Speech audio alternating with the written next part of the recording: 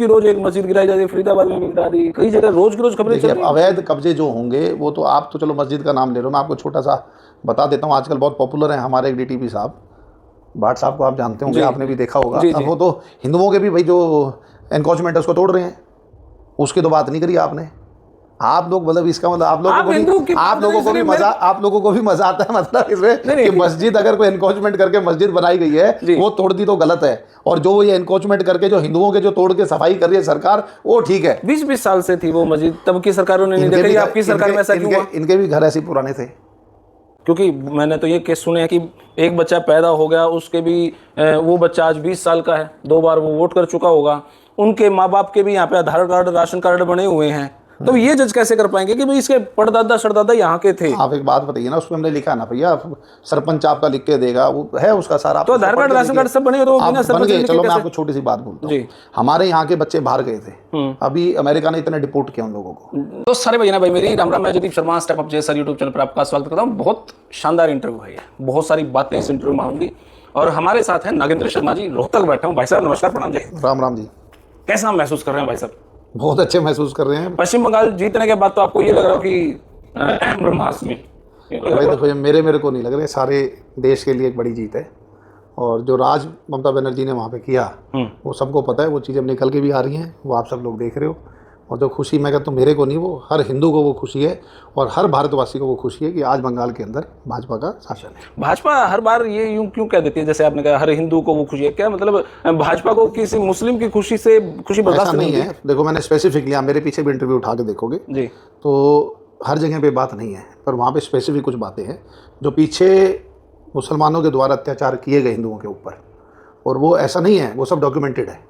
पिछले इलेक्शन के बाद क्या क्या वहाँ पे हुआ, आप उठा के देख लो, यूट्यूब पे पड़े हुए आपके सारे उसके ऊपर, तो वो बहुत गलत हुआ। बड़ी संख्या में एक नरसंहार वो जो करते रहे, तो गलत था वो।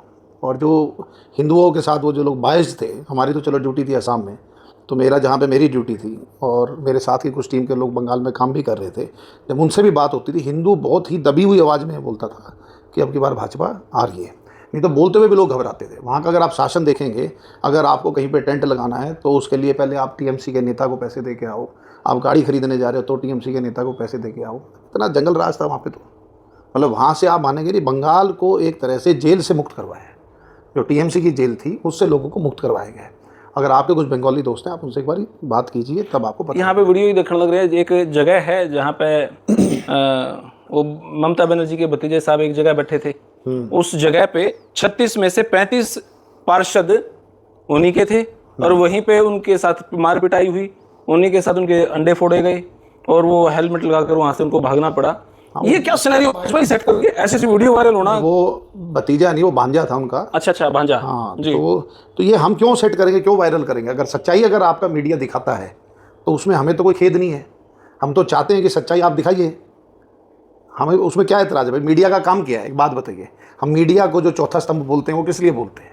कि मीडिया से यही उम्मीद रखते हैं जो सच है वो सच दिखाइए आप, और आप सच दिखा रहे हो, लोग उस सच को देख रहे हैं, तब उनको पता लग रहा है कि टीएमसी ने कैसे वहाँ पे राज किया है।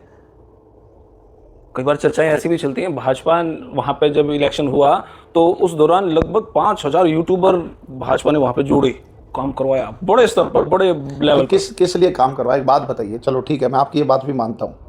हम खेल की बात कर लेते हैं छोटी सी जी।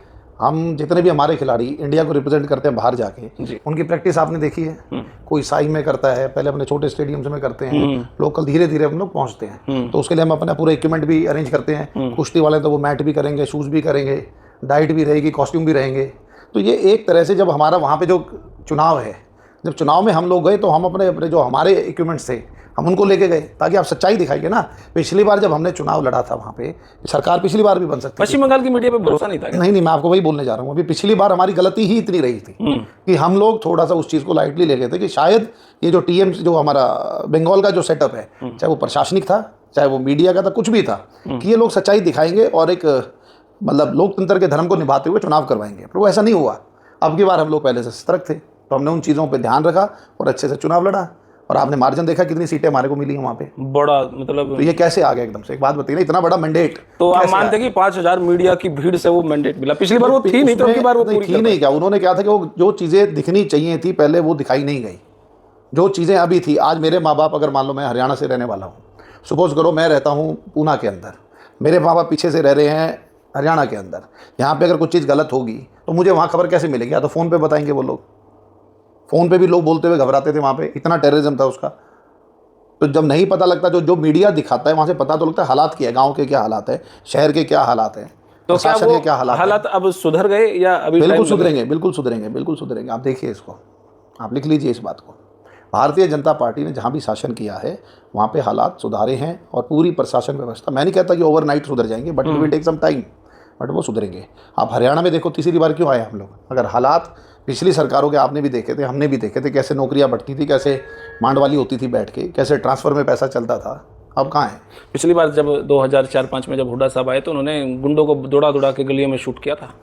अर्बन स्टेट जींद का मैंने देखे वहाँ के सीन। यहाँ पे तो अब कोई भी आपके हाथ में मोटी सी चैन गलियों में दाएं बाएं होंगी तो फिर तीर फोन आ जाएगा, आपके घर के आगे 10-20 यूं फायरिंग करेंगे और चले जाएंगे, कुछ नहीं होता।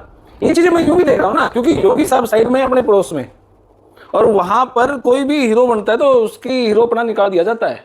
चलो पहले रातों ही रात में खबरें आ जाती है, हाँ वो पहले तो मैं आपको ये बता पहुंचा दिया हीरो के पास कि भारतीय जनता पार्टी की सरकार यूपी में भी है जी, वहाँ की आप तारीफ कर रहे हो जी, मैं आपको इधर आ जाता हूँ। इधर में भी ऐसा नहीं कि एनकाउंटर्स नहीं हुए, और आज भी आपके चैनल के माध्यम से मैं कहता हूँ एसटीएफ अपना काम कर रही है। कुछ चीज़ें ऐसी होती हैं, कुछ मिशन ऐसे होते हैं जो नीचे योगी जैसा दिल नहीं है क्या?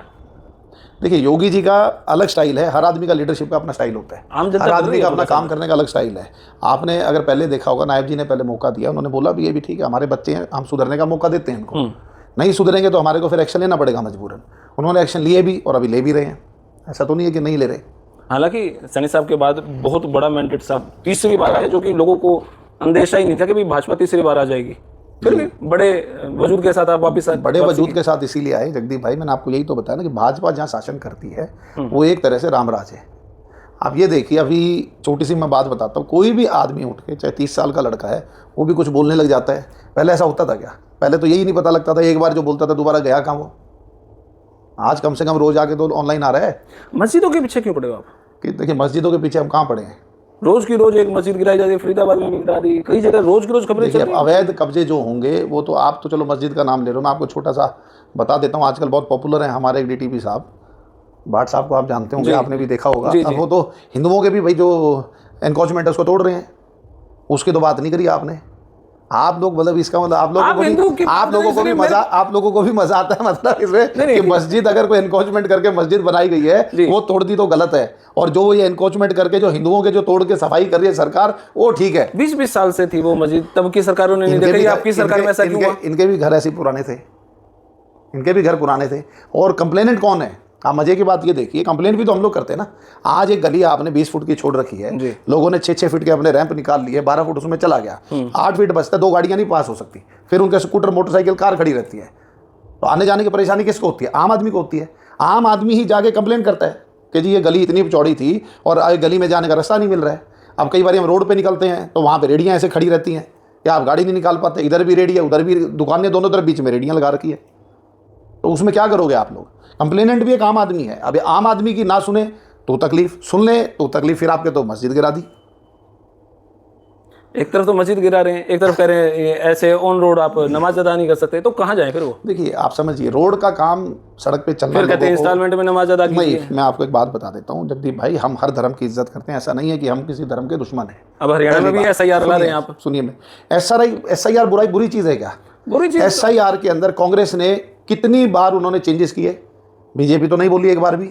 बीजेपी ने अब ये पहली बार चेंज किया है, एक बार वाजपेयी साहब के टाइम पे हुआ, एक बार अब हुआ है। SIR है क्या? हो सकता है गलतफहमी, कुछ बता दीजिए। इसमें SIR, चलो आप इस SIR से आप समझते क्या हो? जो आपने बोला कि SIR आप हरियाणा में भी लेकर, मैं यही आपसे जानना चाह रहा हूँ कि SIR है क्या, आसान भाषा में समझाएं। मैं आपको बता देता हूँ SIR में क्या है। जैसे उदाहरण के तौर पे कि जैसे बांग्लादेश के कुछ लोग गुड़गांव के अंदर नौकरी करते थे, रोहिंग्या टाइप, बांग्लादेशी। हाँ, मैं बंगाल की बात नहीं कर रहा हूँ, मैं बांग्लादेशियों की रोहिंग्यास की बात कर रहा हूँ।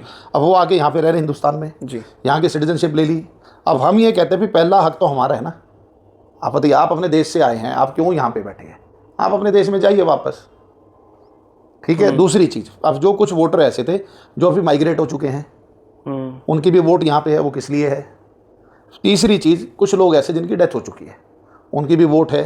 तो उसके अंदर करेक्शन करना, उस सिस्टम को पूरा प्रॉपर बनाना, ताकि अगला चुनाव जो हो। कैसे जज कर पाएंगे आप? क्योंकि मैंने तो ये केस सुने हैं कि एक बच्चा पैदा हो गया, उसके भी वो बच्चा आज 20 साल का है, 2 बार वो वोट कर चुका होगा, उनके माँ बाप के भी यहाँ पे आधार कार्ड, राशन कार्ड बने हुए हैं, तो ये जज कैसे कर पाएंगे कि भाई इसके परदादा शरदादा यहाँ के थे? आप एक बात बताइए ना, उसमें हमने लिखा ना भैया, सरपंच आपका लिख के देगा, वो है उसका सारा। तो आधार कार्ड, राशन कार्ड सब बने, तो आप बन गए। चलो मैं आपको छोटी सी बात बोलता हूँ, हमारे यहाँ के बच्चे बाहर गए थे, अभी अमेरिका ने इतने डिपोर्ट किया उन लोगों को, बेल बांध के। क्यों डिपोर्ट किया? वो भी रख सकते थे उनको, जो पीछे 10-10 साल से रह रहे थे, 8-8 साल से रह रहे थे, वो भी डिपोर्ट हो गए हैं, तो उनके भी वहाँ पे कागज तो बने हैं ना। तो 8-10 साल से तो वो भी रह रहे थे। चौथी बार की तैयारी है फिर? नहीं, चौथी बार की तैयारी नहीं, चौथी बार तो हम आ ही रहे हैं, परंतु हम जो गंदगी फैली, मैंने क्या बोला कि भाजपा जहाँ जाएगी वहाँ सफाई करेगी। आपने बंगाल की बात करी, वहीं से शुरू हो जाते हैं। I will close the loop, आपने स्टार्ट वहाँ से किया था, तो बंगाल में भी जो सफाई हो रही है, ये पूरे देश में जहाँ जहाँ भाजपा का शासन है, वह सफाई होगी। अब आप देखिए, रोज अफसर पकड़े जा रहे हैं आपके रिश्वत लेते हुए। 2 IAS अफसर कल पकड़े हैं, पकड़े नहीं पकड़े हैं, ठीक है। फिर आप बताइए, तो ये सफाई नहीं है तो क्या है? पंजाब में क्या सिनेरियो है फिर आपका? देखिए, पंजाब में हम लोग तैयारी कर रहे हैं। पूरा भारत पंजाब में बैठ जाएगा अब तो। आप, आपके अध्यक्ष, आपके देखिए हम, और कह रहे हैं उधर तो अमित शाह जी तो चंडीगढ़ ही रहेंगे अब। देखिए, भाजपा एक परिवार है जगदीप भाई जी। अब परिवार में जब जहाँ किसको किसी मदद होगी तो वहाँ क्या मदद नहीं करेंगे?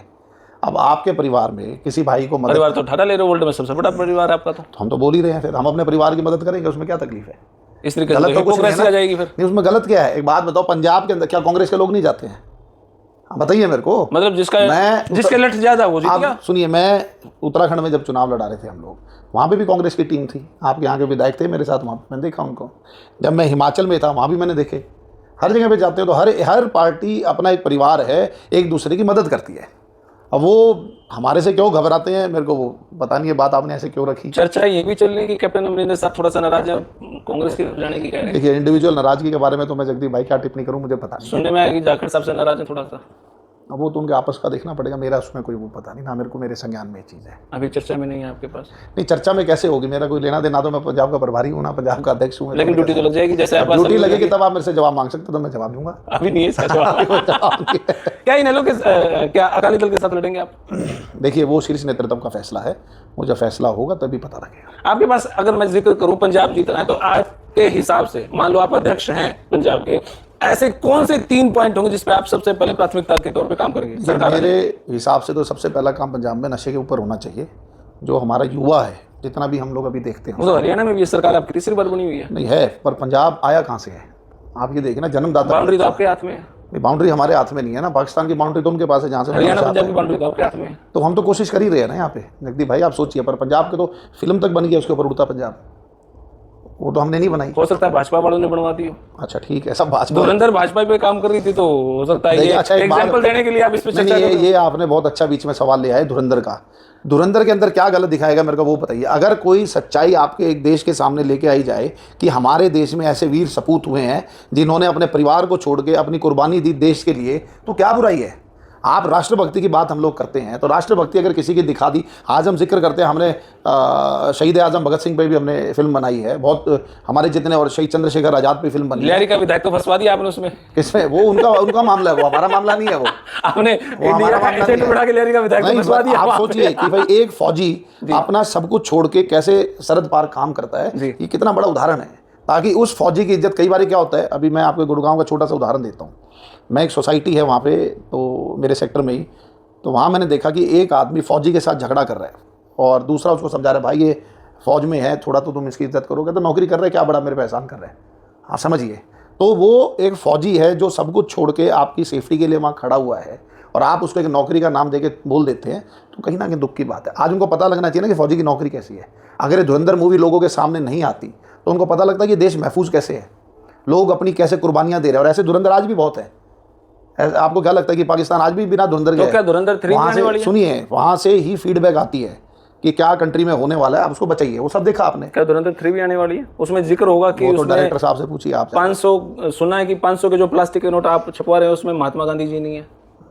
ये किसने कहा महात्मा गांधी जी नहीं है? एक क्लिपिंग देखी थी मैंने। देखो आप क्लिपिंग सारे, ये जो क्या तो बोलते हैं आपके हिसाब से होने चाहिए महात्मा गांधी? व्हाट्सएप यूनिवर्सिटी है, ठीक है, आपके हिसाब से होने चाहिए महात्मा गांधी? देखिए मैं एक बात बताता हूँ, डिप्लोमेटिक आज तक नहीं, कोई डिप्लोमेटिक आंसर नहीं, आज तक हमारी करेंसी पे अगर वो रहे हैं, ऐसा नहीं है कि बीजेपी के मोदी साहब उनकी बड़ी सम्मान करते हैं। हाँ बिल्कुल करते हैं। हाँ, तो अगर वो हैं हमारे राष्ट्रपिता तो होने चाहिए, तो क्या तकलीफ है? मेरे को तो कोई तकलीफ नहीं व्यक्ति। मतलब आपके हिसाब से होने चाहिए, अगर नहीं हुआ तो गलत हुआ? मेरे हिसाब से अगर आपके हिसाब से महात्मा गांधी जी नहीं होते फिर गलत हुआ? सुनिए मेरी बात, हाँ यही तो करना मैं है। वही तो कह रहा हूँ, मैं बोल रहा हूँ आपको, अगर वो होते हैं तो मैं कहता हूँ बहुत अच्छा है, अगर वो नहीं होते, आपने कहा कि गलत हुआ, मे भी अगर उससे कोई अच्छी चीज आ जाती है तो हमें वो भी एक्सेप्टेड है।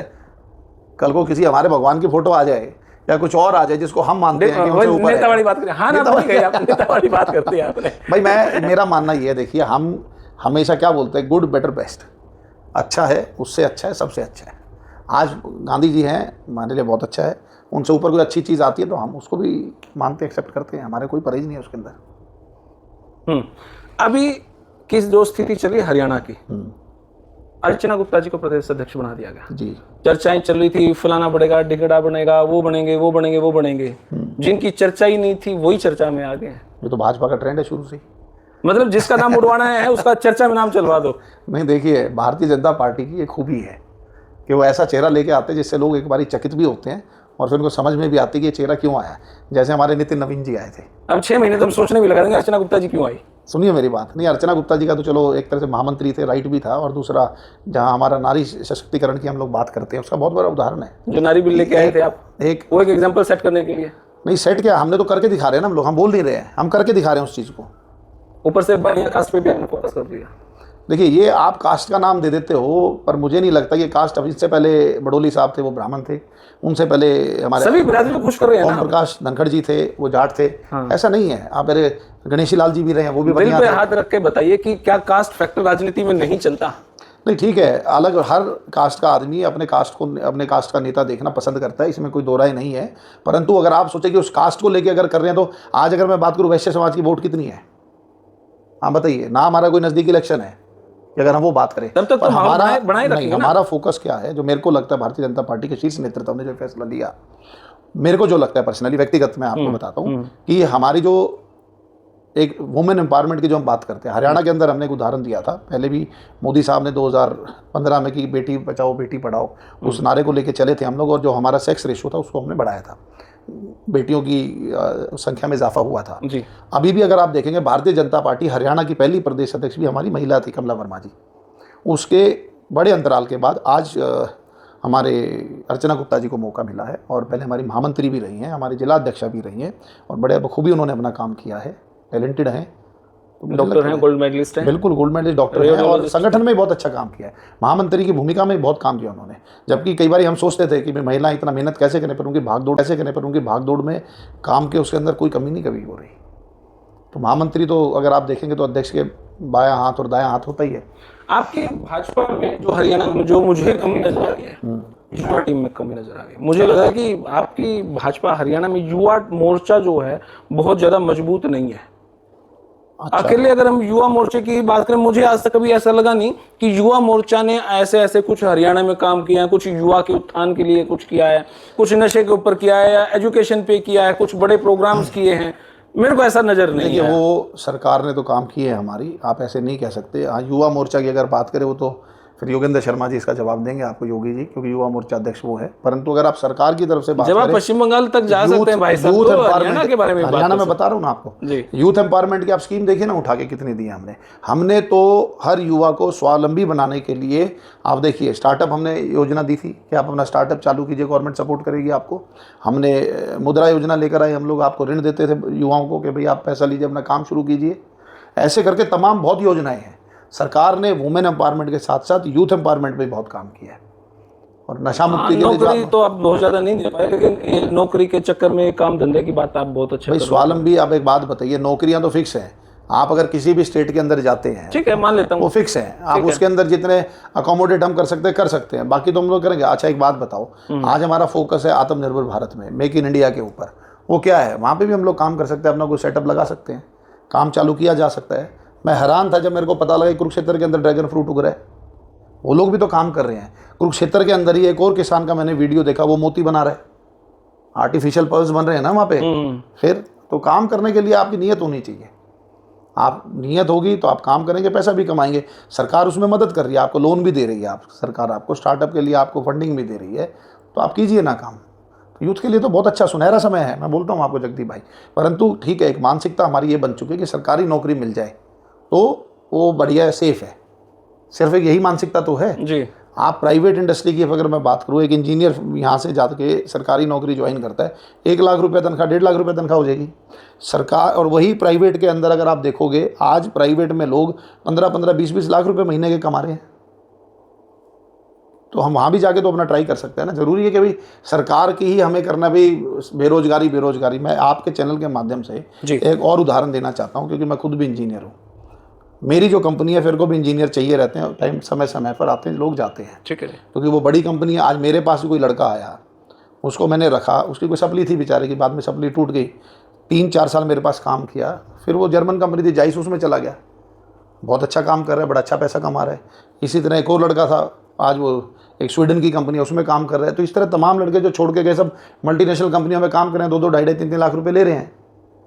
पर हो सकता है उस टाइम पे उनको जॉब नहीं मिल रही थी। हमारी छोटी कंपनी थी, हमने उनको देखा भी टैलेंट है, पर वो उनके क्राइटेरिया पूरे नहीं कर पा रहे थे जो फ्रेशर के लिए थे, कि कैंपस रिक्रूटमेंट है और है। तो इस तरह करके मार्केट में मैं हर इंजीनियर को बोलना चाहता हूँ कि आप एक बारी निकलिए, छोटी नौकरी, परंतु आप ये एक्सपेक्टेशन मत रखो पहले दिन आपकी 1 लाख रुपये सैलरी लगेगी। हो सकता है आपको 25,000, 30,000, 40,000, जितना भी मिलता है, आप एक बार स्टार्ट कीजिए, आपको आगे बढ़ने का मौका मिलेगा। 4 युवा नेताओं की बात करें हरियाणा के, एक नेता का नाम मैं ले देता हूँ, नागेंद्र शर्मा जी। बाकी के 3 युवा नेता कौन आपको लगता है भी हाँ ये 3 बहुत अच्छे हैं? अब यार इसमें मैं ये जगदीप भाई कैसी बात कर रहे हो आप। लोग हैं जो काम कर रहे हैं, हर आदमी अपना, देखिए राजनीति है, राजनीति में हर आदमी अपना। कौन कौन से नाम जो आपके जहन में आ रहे हैं भाई हाँ ये बहुत एक्टिव मोड पे है? नहीं, एक्टिव तो है ही है, युवा बीजेपी में भी हैं। आप जजपा के आपके जो डिप्टी सीएम रहे हैं, इज़ वेरी एक्टिव, दुष्यंत, वो भी काम कर रहे हैं। भाजपा की बात कर रहा हूँ मैं। अच्छा, भाजपा के 3 युवा नेता, एक नेता आपका नाम ले दिया मैंने, गौरव गौतम जी, हमारे देखिए कितने सबसे वो छोटी तो उम्र के अंदर वो तो मंत्री हैं, उनका जिक्र नहीं कर रहे, युवा नेता तो है ही है, हम उनका जिक्र नहीं कर रहे, मंत्री नेता विधायक का जिक्र नहीं कर रहे हम। नहीं चलो, हैं ऐसे काफी लोग हैं, मैं एक का नाम क्या लूं, बहुत लोग हैं, ये कोई मतलब बाकी 3 के ले दोगे तो फिर और युवा नेता नाराज हो जाएंगे यार, नहीं ऐसा नहीं है। हाँ ऐसा नहीं है, काफी लोग हैं, काफी लोग। एक दो चलो 5-4 नाम ले दीजिए। कोई नहीं, वो एकांत में हम बात कर लेंगे उसमें। कहीं फंस रहे हैं सवाल। ये ठीक नहीं है कि ऑन कैमरा आपकी, सही में ये होता है। देखिए कई बार क्या होता है कि आप 2 नाम 3 नाम रखेंगे, तो उसके बाद दूसरा लगता है कि उसको भूल गए, वो हो गया, वो ऐसा नहीं होना चाहिए। सब लोग अच्छा काम कर रहे हैं, मैं यही बोलता हूँ, चाहे युवा टीम है, चाहे हमारे सीनियर लोग, इन लोगों को मजबूत कर रहे हैं धीरे धीरे, मुझे ऐसा लग रहा है भाजपा पार्टी इन लोगों को कहीं मजबूत कर रही है ताकि थोड़ा सा कमजोर हो जाए। देखिए जगदीप भाई, आज एक और यूट्यूबर का मैं वो देख रहा था, वो भी यही बोल रहा है कि भाई बीजेपी ये सब करवा रही है। एक और लड़के ने, किसी ने कमेंट कर दिया ऐसे ही चलता फिरता कि बीजेपी इन लोगों के कंधे पे बंदूक रख के चला रही है, कास्ट में बांट रही है, फलाना ढिमकाना, ये सब बकवास है। भारतीय जनता पार्टी ऐसा नहीं करेगी। क्यों करने का, जब आज हम रूल कर रहे हैं, आज हम शासन में बैठे हैं, हमारी पार्टी रूल कर रही है, हमें क्या जरूरत है इस चीज़ ये करवाने की? क्योंकि चौथी बार जो आना है। नहीं, हम चौथी बार आएंगे, डिस्क्रिमिनेशन हम चौथी बार आएंगे, तो नहीं, हम चौथी बार आएंगे, अपने काम के दम पे आएंगे। पिछली बार भी अपने काम के दम पे आए थे, अगली बार भी अपने काम के दम पे आएंगे। INLD अपना काम कर रही है, उनका अपना काम करने का स्टाइल है, हमारा अपना काम करने का स्टाइल है। तो हम अपने तरीके से काम कर रहे हैं, वो अपने तरीके से काम कर रहे हैं। अगर मैं कहूँ, अभी आपने एक वो उसका अर्जुन का देखा होगा एपिसोड, यहाँ रोहतक का जी, अब वो काफी पॉपुलर रखा आपने। कांग्रेस के लोग बोलते बीजेपी ने करवा दिया ये। अरे भाई हमने क्यों करवा दिया? कहते कास्ट में वो कर दिया कि भाई वैश्य समाज भी ज्ञापन सौंप के आया, ब्राह्मण समाज भी उसके ऊपर प्रतिक्रिया दे रहा है कि भाई SP साहब ब्राह्मण है और वो वैश्य समाज से आते हैं, DC साहब। ठीक है, देखिए कोई भी नेता है, अभद्र भाषा यूज़ करना गलत है। आप एक अच्छे नेता हैं, अच्छे वक्ता हैं, आप लोगों ने चुन के भेजा है, आप जनता के नुमाइंदे हैं, बहुत अच्छी आपकी पर्सनैलिटी है, MLA हैं, तो मेरे को लगता है कि इस तरह की गाली गलौज नहीं करना चाहिए। अगर हम बात करें अभय सिंह चौटाला जी की, कोई एक खास बात अगर आप बताना चाहें, कोई एक? नहीं ठीक है, वो दबंग लीडर है, अच्छी बात है, और उनका अपना एक राजनीतिक स्टाइल है जिसको लोग पसंद भी करते हैं। भूपेंद्र सिंह हुड्डा की कोई खास बात? अब भूपेंद्र जी ने किया, देखो मैं रोहतक का रहने वाला हूँ, तो रोहतक को पहली बार अगर किसी ने उठाया था तो चौधरी भूपेंद्र सिंह हुड्डा ने उठाया था, तो हम उस बात को अप्रिशिएट करते हैं। मनोहर लाल जी की कोई खास बात? देखो भाई, मनोहर लाल जी जैसा CM मैं कहता हूँ बहुत कम लोगों को। 4 लाल होने के बाद चौथे लाल? नहीं, 4 लाल या चौथे लाल की बात नहीं है जी। माननीय मनोहर लाल जी ने जो मैं कहता हूँ नीतियाँ बनाई, जो पारदर्शिता इस सिस्टम में लेकर आए, आज से पहले कभी ऐसा नहीं हुआ था। आज जो बिना खर्ची बिना पर्ची का नारा, हरियाणवी एक हरियाणा एक, ये नारा दिया है, ये हमारे मनोहर लाल जी ने दिया। आप ट्रांसफ़र के अंदर देख लीजिए कितनी पारदर्शिता है। पहले ट्रांसफ़र बिकती थी, आज होता है क्या कुछ। वो संत आदमी थे और बड़े अच्छे से उन्होंने राज्य को चलाया है। नायब सैनिक की कोई खास बात?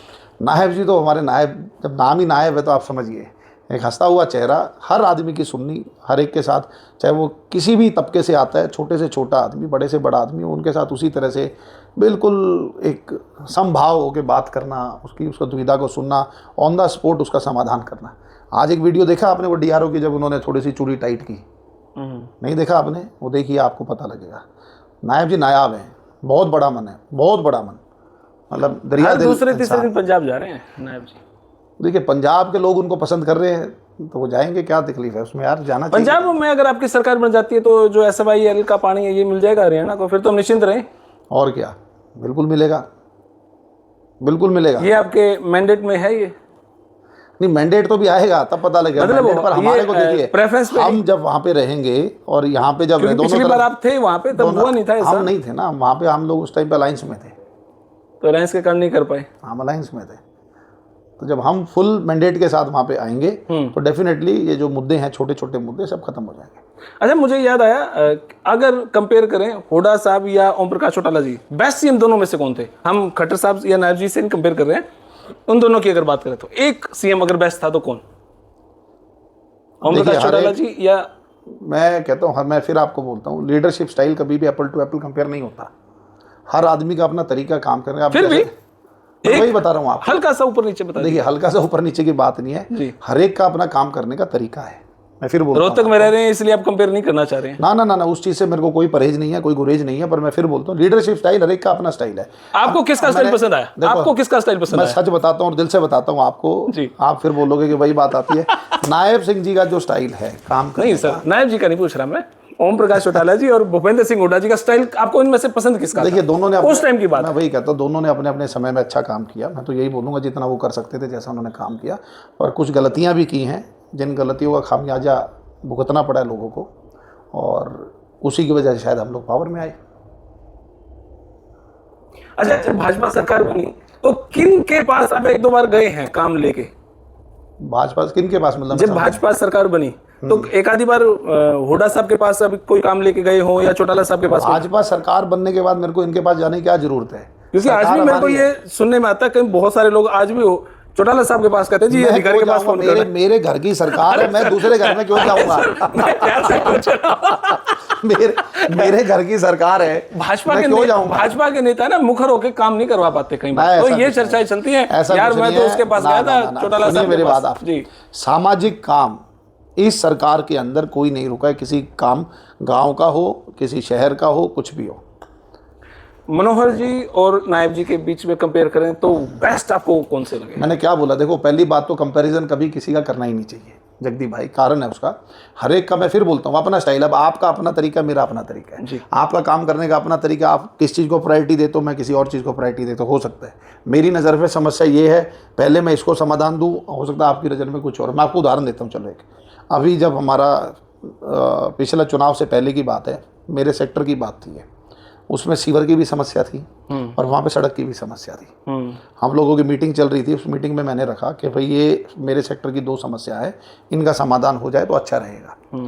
एक नेता और थे रोहतक के, उन्होंने बोला कि नहीं नहीं नहीं नहीं, पहले आप सीवर बनवाओ फिर सड़क बनवाइए आप। अब बात तो उनकी भी ठीक थी, परंतु रोड की हालत इतनी ख़राब हो चुकी थी कि लोगों में इतनी पेशेंस नहीं थी कि सीवर डलेंगे, पहले महीना, 2 महीना, 3 महीना, 4 महीना लगेगा कि वो सड़क वो हो। अब मेरे लिए प्रायोरिटी सड़क थी पहले, कि लोग जिस चीज़ को बार बार उस पर से जा रहे हैं डेली, उसके ऊपर वो तकलीफ़ है। सीवर की समस्या तो मेरे को बारिशों में फिर भी आती है कभी कभी, पर ये तो मेरी डेली रोज़मर्रा की है। अब मेरे लिए वो समस्या सड़क थी, उनके लिए वो समस्या सीवर था। तो हर एक का अपना अपना तरीका है। अब वो बोलेंगे शायद कि सड़क बनवाना पहले गलत फैसला है, मैं कहता हूँ कि सीवर बनवाना गलत फैसला था, तो वो अलग है। हालांकि काम दोनों हुए, परंतु प्रायोरिटी पे किसको आप करते हो वो आपका देखना। क्या कॉकरोच पार्टी से भाजपा डरी हुई है? कॉकरोच पार्टी यार, किस चीज़ का जिक्र कर रहे हो आप? मतलब जो कोई एग्जिस्टेंस में ही नहीं है। मेरे को लगता है कि बात करके हम फॉलोवर के हिसाब से उसको भाजपा के पीछे छोड़ दिया भाई साहब। देखिए भाई साहब, फॉलोवर ऐसा तो नहीं कर सकते ना, जीरो है वो चीज। मैं आपको एक बात बताता हूँ, वो बातें लगा 49% पाकिस्तान फॉलोवर है उनके। मैं आपको एक छोटी सी बात बताता हूँ, चलो ये बात तो आपने खुद ही बोल दी। अरविंद केजरीवाल जी, कहाँ से निकले थे? अन्ना हजारे टीम अन्ना हजारे एक आंदोलन उन्होंने चलाया और वो बैठ गए थे धरना देके। जी, वहाँ से कितने लोग निकले थे देखिए उस टाइम पे? ठीक है, बहुत लोग निकले। आपके किरण बेदी जी भी आई, आपका वो आशुतोष, मतलब बहुत सारे लोग यादव, थे। हाँ, कुमार विश्वास भी कुमार थे, विश्वास थे, फिर आपके वो वकील, योगेंद्र यादव हाँ, भी थे, योगेंद्र यादव, प्रशांत किशोर थे, और थे अरविंद केजरीवाल भी थे। सब लोग हैं। आज सब लोगों में कहाँ है? एक स्वामी जी भी थे। अब वो सब कहाँ है मेरे को बताइए आप। कौन राजनीति के अंदर आज आपको दिख रहा है? कोई साड़ी पहन के भी भागा था, कौन था मेरे को याद नहीं। सुनिए मेरी बात, पहले मेरे को तो आज कौन दिख रहा है उस राजनीति के अंदर आपको? सिर्फ एक नाम थोड़ा बहुत जो दिख रहा है आपको, अरविंद हाँ, केजरीवाल। भाजपा की बी टीम जो अरविंद केजरीवाल जी। नहीं, हम बी टीम कैसे? बी टीम होती तो हम जेल में भेजते उसको। एक बात बताओ, भेज के वापस बुला तो लिया आपने, यूं ना करो भाई आप साहब। सुनिए मेरी बात को। वो जहां जहां गलत किया। केजरीवाल जी गए, कांग्रेस को साफ कर दिया, फिर बाद में केजरीवाल को साफ भाई कर साहब, दिया। यही तो बीटीम है, यही तो नहीं, स्ट्रेटेजी नहीं, है नहीं, आपकी। ये स्ट्रेटेजी आप लोग समझ नहीं पाए। अगर कांग्रेस दिल्ली के अंदर ढंग से चुनाव लड़ लेती जी, तो ये पार्टी कभी भी आपको एग्जिस्टेंस में नहीं दिखती। हिमाचल के अंदर क्यों नहीं चुनाव लड़ाया इन्होंने आम आदमी पार्टी को?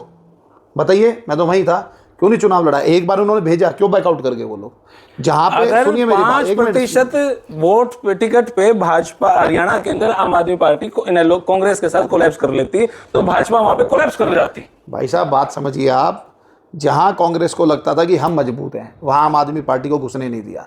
जहां उनको लगता था हम मजबूत नहीं है, वहां आम आदमी पार्टी को घुसा दो। कमेंट बॉक्स में राय दिए भाई इस बात बिल्कुल देना भाई साहब। बी टीम है कि नहीं? आप ये बताना मेरे को कि पंजाब के अंदर क्या हुआ? क्यों नहीं कांग्रेस ने मजबूती से चुनाव लड़ा? क्यों वहां पे सपोर्ट किया इन्होंने इसको, आम आदमी पार्टी को? हिमाचल के अंदर क्यों चुनाव लड़ा? क्यों नहीं आम आदमी पार्टी खुद जाके वहां पे चुनाव लड़ के आई? दिल्ली के अंदर इन्होंने चुनाव लड़ा, आम आदमी पार्टी को क्यों सपोर्ट किया नीचे नीचे? आप बताओ मेरे को। बी टीम तो ये भी है दोनों आपस में। आप हमारे को बोलते हो कि बी टीम है हमारी बीजेपी की। अरे बीजेपी तो उनके खिलाफ लड़ रही है भाई। जैसे लियारी के अंदर भारत का एजेंट था ना, वैसे ही उस गठबंधन में, महागठबंधन में आपने अपना एजेंट घुसेड़ रखा है। नहीं, आप जगदीप भाई इसका एनालिसिस कीजिए, फिर आप मेरे से बात करना। तो कॉकरोच पार्टी में आए हुए थे। हाँ, कॉकरोच पार्टी में वही बता रहा हूँ। तो जैसे अरविंद केजरीवाल, अब ये लड़का जो है, अब ये इन्होंने भेजा इसको 3 साल पहले बाहर, जाओ ट्रेनिंग लेके आओ, अच्छे से करो। अब जब अरविंद केजरीवाल नीचे गया तो इसने इसको अप करने के लिए उधर डाइवर्ट कर दी चीज़ें। इंडिया को डिसेबल करने के लिए, sorry disable is not the right word, मैं गलत वो कर गया, डिसबैलेंस करने के लिए कुछ एक्सटर्नल फोर्सेस हमारी लगी हुई हैं, जिसमें चाहे आप पाकिस्तान को बोलिए और अदर कंट्रीज़ हैं। ये उनकी देन है। इनको फंडिंग कहाँ से आ रही है? एक बात बताइए। इंडिया को कितनी बार इन्होंने सोचा कि अंदर इनके बस अराजकता फैला दो। अब ये और क्या है? ये एक अराजकता फैलाने का तरीका है। वो कोई पार्टी नहीं है। उनका क्या है? आप पढ़ के देखिए ना, क्या क्राइटेरिया कि भाई लेजी होना चाहिए, कंप्यूटर चलाने वाला हो, ये कोई क्राइटेरिया है? आप मतलब एक बोलते हो कि आलसी आदमी है, उसकी पार्टी बना रहा हूँ मैं। आलसी आदमी क्या करोगे आप? आलसी आदमी जो अपना ही काम नहीं कर पा रहा है, सारा दिन बेड पे पड़ा हुआ है, वो क्या काम करेगा? तो ये कुछ नहीं है, ये सिर्फ एक बबल है, थोड़े दिन में फट जाएगा। जैसे केजरीवाल थोड़ा सा 10 साल ले गया फटने में, ये और थोड़ा जल्दी फट जाएगा। इससे ज़्यादा कुछ नहीं है। इसको जितना इसके बारे में बात करेंगे लोग, ज़बरदस्ती इसको हाइप करेंगे, उसको प्रमोट कर रहे हैं। हाँ, और कुछ नहीं है, नथिंग मोर देन दैट। तो हमारे युवाओं को क्या प्रेरणा देना चाहेंगे? मैं आपके युवाओं को यही कहना चाहूँगा कि अपने दिमाग का इस्तेमाल कीजिए। आज का युवा हमारा कल का भविष्य है। यही कल को भविष्य को तय करेगा। आप किसी भी नेता को उठा के देखिए, वो भी कभी युवा थे, आज देश चला रहे हैं। इसी तरह हमारे IAS IPS ऑफिसर्स हैं, वो भी आपकी तरह कभी युवा थे, आज वो भी ब्यूरोक्रेसी के माध्यम से देश को चला रहे हैं। अच्छे काम कीजिए, पढ़ाई पे ध्यान दीजिए। ये जो बात कर रहे हैं जगदीप भाई, ऐसी लोगों के इन्फ्लुएंस में नहीं आना, अपने देश के बारे में सोचना है। एक बार धुरंधर मूवी की इन्होंने बात की थी, बात कर दी ऐसी कॉकरोच पार्टी जो आपने बोला, मैं उसकी बात कर रहा हूँ। धुरंधर मूवी की इन्होंने एक बात की, राष्ट्रभक्ति दिखाई गई है और वो सच्चाई है, कोई झूठ नहीं है। तो हमारे देश को बचाने के लिए लोग अपनी कैसे कुर्बानियाँ देते हैं, वो कुर्बानी भी ख़राब ना हो कि हम अंदर ही देश को खोखला करें। अपने देश को मजबूत करो, चाहे छोटी सी जगह में करो। पहले परिवार से गांव में, गांव से फिर आप शहर की तरफ, जिले की तरफ, धीरे धीरे मजबूत कीजिए। ये मेरा एक संदेश है। तो भाई हमारे नशे से बचना, और नशे से बचना भाई। आज के टाइम में सबसे बड़ा कोई हमारा दुश्मन है तो वो नशा है, और वो आप ही उससे निकल सकते हैं और आप ही उसमें फंस सकते हैं। तो अपने आप को इतना मजबूत रखना है, अपनी विल पावर को स्ट्रॉन्ग रखते हुए उससे दूर रहना है। तो वही हमारे साथ नागेंद्र शर्मा जी, बहुत कोशिश करने के बाद भी कुछ अजीब सा रिप्लाई नहीं मिल पाता, तो टीआरपी थोड़ी सी कम हो जावा है। लेकिन सच में रोहतक में नागेंद्र शर्मा जी जबरदस्त इंसान है और बड़ा मजा हुआ इनके साथ बातचीत करने में। और सब कुछ on the spot he interview होता है, कुछ पहले से डिसाइड नहीं होता कि इंटरव्यू करेंगे जी 2 दिन बाद 4 दिन बाद, आता हूँ फोन करता हूँ इंटरव्यू। फिलहाल ये वीडियो इतनी आपने कैसी लगी कमेंट बॉक्स में अपनी राय दे। तब तक के लिए धन्यवाद। जय हिंद, भारत माता की जय। Thank you.